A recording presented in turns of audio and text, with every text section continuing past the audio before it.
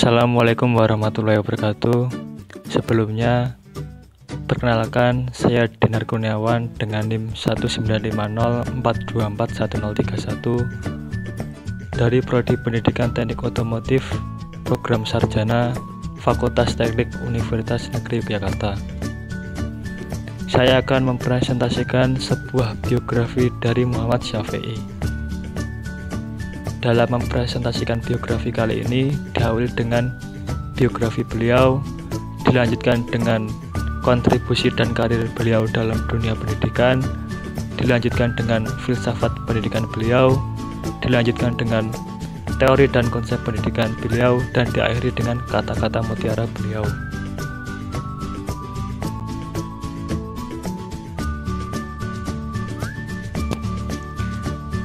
Muhammad Syafi'i sendiri adalah seorang tokoh pendidikan di Indonesia.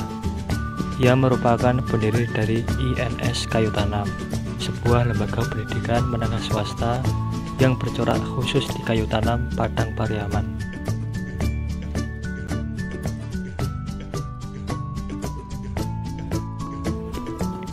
Yang pertama adalah biografi Muhammad Syafi'i.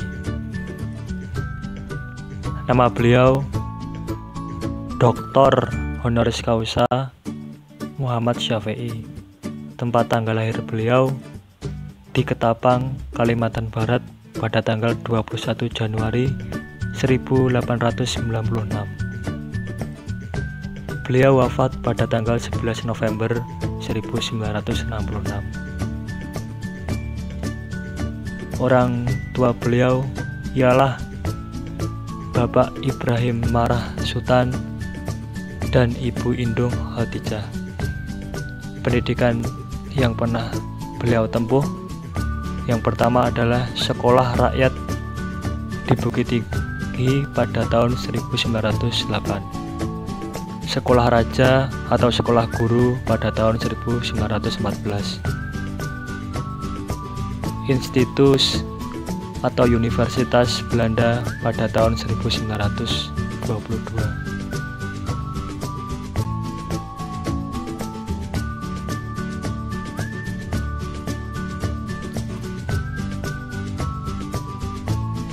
Yang kedua adalah kontribusi dan karir beliau dalam dunia pendidikan. Yang pertama ialah mendirikan sebuah sekolah yang diberi nama Indonesian Netherlands School atau INS pada tanggal 31 Oktober 1926 di Kayu Tanam, sekitar 60 km di sebelah utara kota Padang.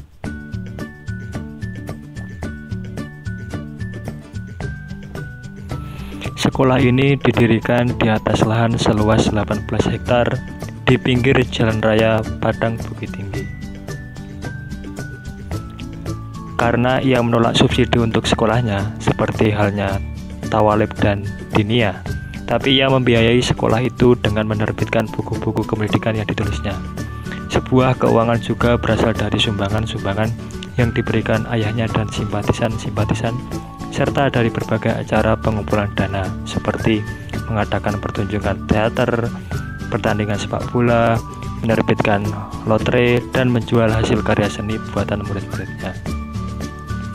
Kelas menggunakan bahasa Indonesia dan bahasa Inggris sebagai pelajaran bahasa asing yang pokok, ditekan pada pelajaran-pelajaran yang akan terpakai oleh murid-murid apabila mereka kelak kembali.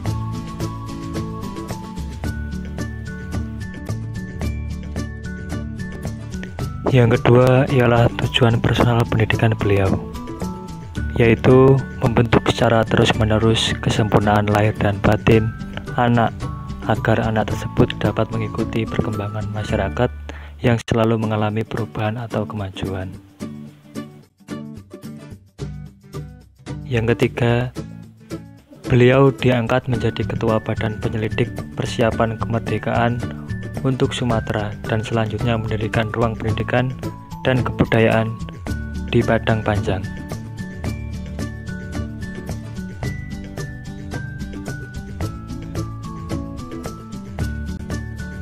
Yang keempat ialah beliau menjadi Menteri Pengajaran dalam Kabinet Syahril II pada tanggal 12 Maret 1946 sampai 2 Oktober 1946, serta menjadi anggota DPA.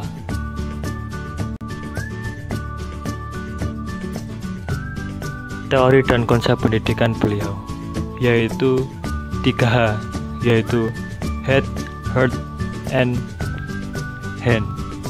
Implikasi terhadap pendidikan adalah mendidik anak-anak agar mampu berpikir secara rasional, mendidik anak-anak agar mampu bekerja secara teratur dan bersungguh-sungguh, mendidik anak-anak agar menjadi manusia yang berwatak baik, menanamkan rasa cinta tanah air, mendidik anak agar mandiri tanpa tergantung pada orang lain.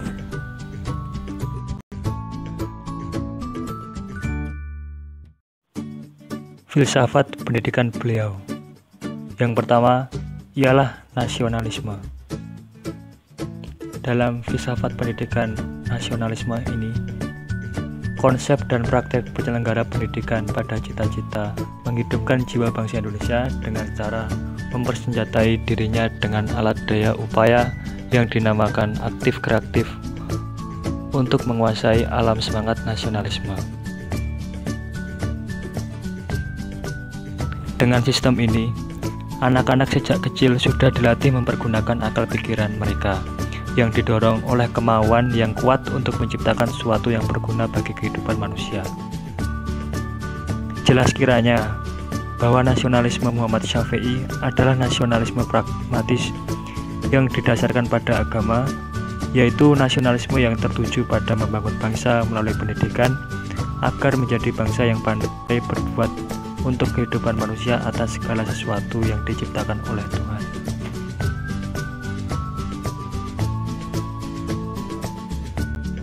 Filsafat pendidikan yang kedua ialah developmentalisme.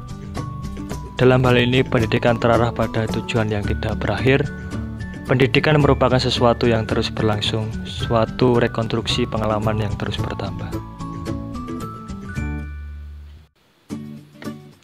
Dalam hal ini, tujuan pendidikan sebagaimana adanya terkandung dalam proses pendidikan. Dan seperti cakrawala, tujuan pendidikan yang dibayangkan ada sebelum terjadinya proses pendidikan ternyata tidak pernah dicapai seperti cakrawala yang tidak pernah terjangkau. Oleh karena itu, seperti yang dinyatakan oleh John Dewey, rekonstruksi pengalaman kita harus diarahkan pada mencapai efisiensi sosial. Dengan demikian, pendidikan harus merupakan proses sosial.